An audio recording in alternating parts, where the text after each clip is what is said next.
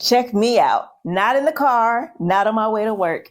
It's actually a bright, sunny Saturday, and I have time and energy to create content. So let's go with that.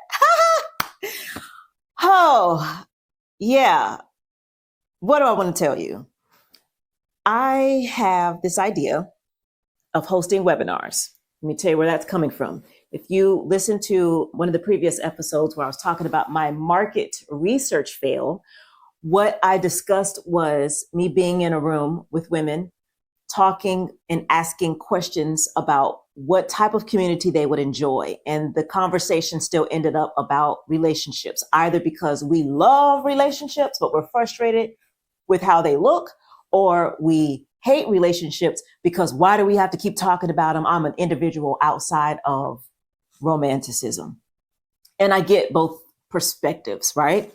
But what I decided to do is host a webinar as opposed to just curating this, whatever it was I thought I was trying to curate in there.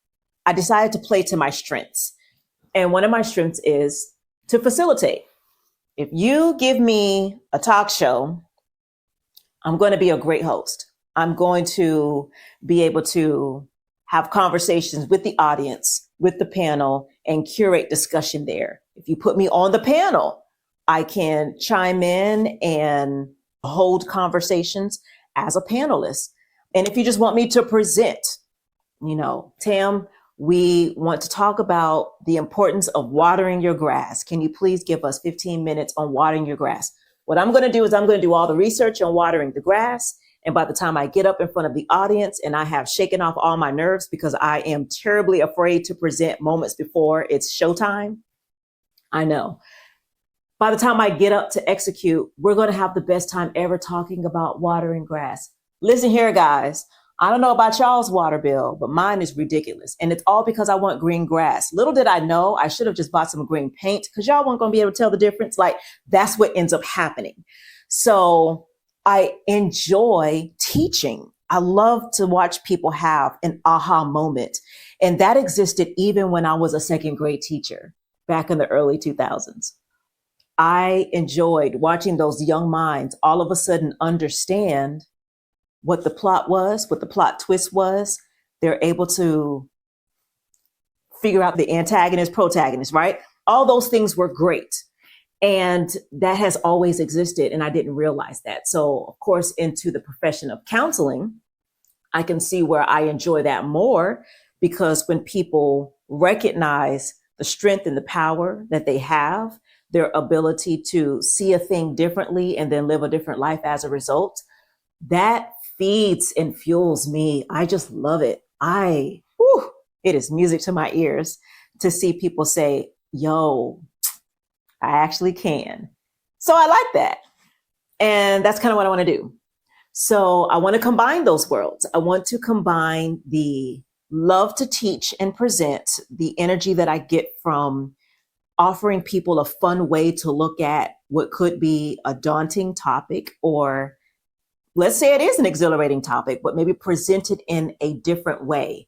And because I'm very nerdy in a way, I love to make it scientific. There was a show that used to come on back in the day called Brain Games. And it would just bring out the science of like human behavior. So one of the episodes was about love at first smell, and how we think it's love at first sight, but sometimes it's our olfactory system that attracts us to different things. And it was talking about how animals emit a certain aroma to attract their mate, and how that's not beneath humans. Like, we do it too. And for a person like me who's running down Times Square trying to figure out the dude that had that cologne on, I can say that's probably true for me. All that to say that when it comes to teaching and facilitating, I tend to hone in on the facts, but then illuminate a larger truth from the facts. So we could be talking about watering grass, but then what ends up being the discussion is improving the quality of the air, because nature, the oxygen, and the life that comes from being in touch with other living things, right? Like that ends up becoming the conversation. So it ends up being really nerdy and insightful and fun for the audience that I am called to. And that's what I want to do in these webinars. So the webinar is called There Is No Fear in Love, and it comes from the scripture, there is no fear in love because perfect love casts out fear. And where I'm going with this is really just helping people understand that when we are trying to make ourselves a person that we are not in order to attract what we want, then the thing that we are trying to attract probably isn't for us, because the thing that's for us is attracted to who we are. Now, are there parts of us that need to change? Absolutely. If you're walking around angry, that's not cool. If you're selfish and bitter, that's not cool. So I'm not saying be a terrible person and attract that, but I am saying that if you like comedy, that's okay. You don't have to figure out how to be super serious in order to attract a mate. Or if you love to be super serious, you don't have to all of a sudden try to love comedy in order to attract a mate. No, likeness will come to you. But what might need to happen is understand the ways that you are showing up in the world, because sometimes what we are doing is we know what it is that we want, but that is not what we're projecting. You may want to help people, but if you're projecting, I'm attracting helpless individuals, then even though you want to be a helper, you're not attracting a like-minded person. You're not attracting a person who also loves to help. And now you're standing beside someone who enjoys altruism, philanthropy, giving back to the community. No, you don't attract to somebody who don't want to do nothing and expects you to do everything. And because your incessant need to help exists in you, you now find yourself exhausted and depleted of energy and joy because you are investing in a person who is sucking the life out of you, but you're thinking in your head, or at least with your actions, I must not be helping enough, or I must not be helping correctly.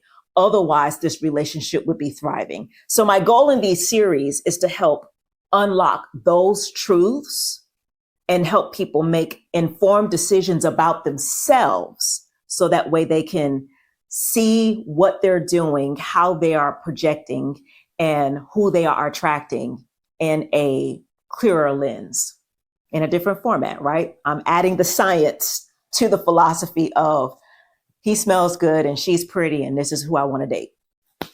So that's what that's going to look like. And so I'm excited about it. As of today, 2 people have registered. And while I could feel very discouraged by those 2 people, yeah, I don't know how I feel about that. I mean, of course, I wish hundreds of people registered, but I'm also aware that not 100 people know about it. And I'm also aware that the people who do know about it are probably the people a part of my Instagram and Facebook communities.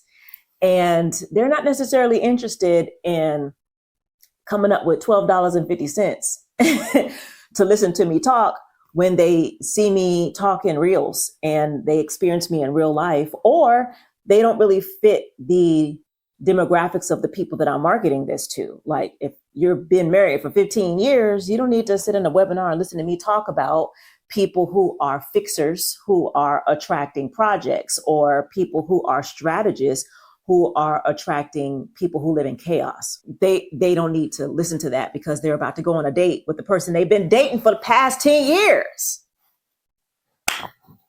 But we're here and I'm going to do it. And I'm going to figure out how much I like it, what I need to tweak, what I need to turn. If Eventbrite is even the place where I need to market this, do I need to do YouTube Live? Do I need to go to another platform like School or other community-based events? Do I want to do this in person? I don't know.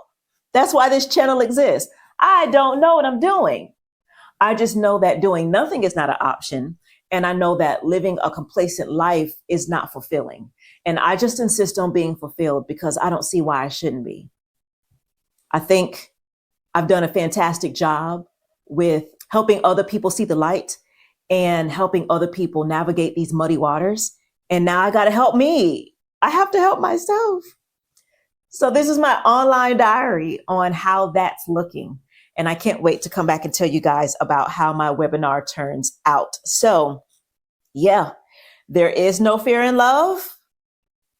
The first session is going to be about when love doesn't feel like losing yourself, because sometimes, especially as women, and the reason why I say especially is because I'm coming from the lens of a woman.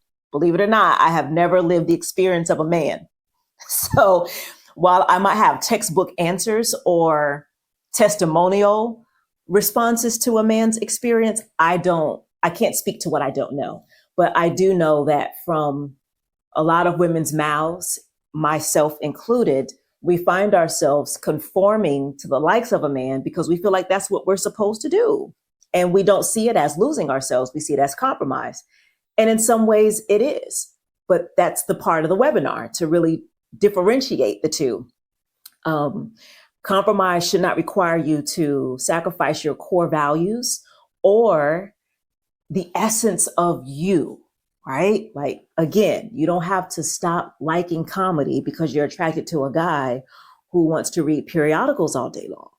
Either the two of you will figure out that it's okay to have interests that exist outside of each other, or you need to move on to somebody else and not think that you are not okay for not meeting his interests. And vice versa.